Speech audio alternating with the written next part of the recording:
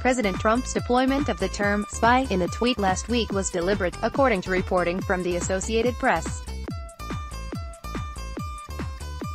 Trump has told confidants in recent days that the revelation of an informant was potential evidence that the upper echelon of federal law enforcement has conspired against him, the app's Mary Clare Jalonick and Jonathan Lemire wrote. Trump told one ally this week that he wanted to brand the informant a spy, believing the more nefarious term would resonate more in the media and with the public. It has, and Trump's relentless insistence on using the term certainly hasn't hurt. Trump's pre-presidency focus on branding has served him well, as he's realized that the words of the president result in the sort of coverage that a business could only dream of. Sometimes that's to his detriment, when the media picks up falsehoods or mistakes and amplifies them. But when Trump wants to shift the way the media in the country talk about a subject, a few tweets can make that shift effectively. At issue is a confidential informant, Stephen Halper, who apparently contacted two Trump campaign advisors, Carter Page and George Papadopoulos, in 2016 to seek out information for the FBI. Halper's outreach came only after the FBI was already focused on Page and Papadopoulos, and at no point was he directly involved in the Trump campaign itself. Nor were Page and Papadopoulos high-ranking staffers. When Papadopoulos was first wrapped up in the investigation into Russian interference in the 2016 election, he was disparaged as a coffee boy. On Thursday, congressional leaders were shown, after a protracted fight with the FBI, information about Halper's role that House Republican allies of Trump clearly hoped would suggest political motivation behind his work. Democrats quickly came out and declared that there was no evidence of any spy in the Trump campaign. Republicans who were in the briefings made no statement to the contrary. In an interview with conservative radio host Hugh Hewitt on Friday, Senator Lindsey O. Graham, RSC, offered one reason, pointing out that a confidential informant is not a spy. That didn't prevent Trump from alleging a spy in 3 early morning tweets, including one that gets to Graham's point. The Democrats are now alluding to the concept that having an informant placed in an opposing party's campaign is different than having a spy, as illegal as that may be.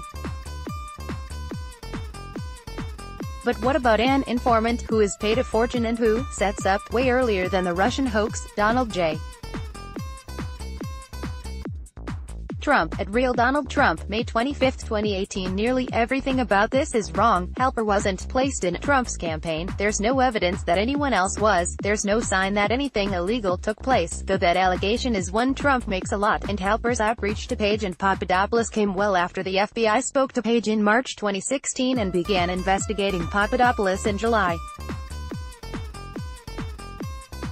Oh, and as the Graham quote makes clear, it's not just Democrats drawing that distinction. But here we are, again, debating spy.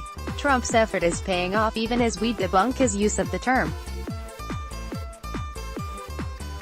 He first tweeted about a spy last Friday, adding the catchy term Spygate on Wednesday morning. This chart, using data from the Internet Archive's TV news database, shows how Spygate got a bit of pickup after Trump used it. No network used it more than MSNBC, interestingly, presumably in a disparaging context. But notice what had happened before that. CNN and MSNBC were mostly talking about an informant, while Fox News had already picked up on spy. After Trump's Spygate tweet, CNN barely talked about an informant at all. Interestingly, RT, formerly Russia Today, didn't pick up on Spygate at all. We can visualize the shift in focus by comparing the frequency of the use of spy and informant on the 3 major cable networks by day.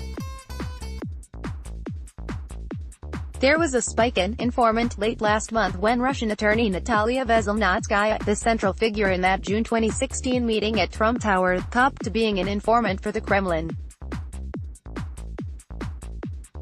But when the debate over helper first emerged, even before he was identified publicly, informant was outpacing spy, until Trump drew new attention to the idea with his new expression. Trump hasn't pointed to any evidence that there was a spy in his campaign, relying heavily on a misquote former Director of National Intelligence James R. Clapper Jr. said in an interview on The View, that the Trump campaign was not itself under surveillance, with authorities instead trying to understand where the Russians infiltrating, trying to gain access, trying to gain leverage or influence, which is what they do. They were spying on, a term I don't particularly like, but on what the Russians were doing, he said.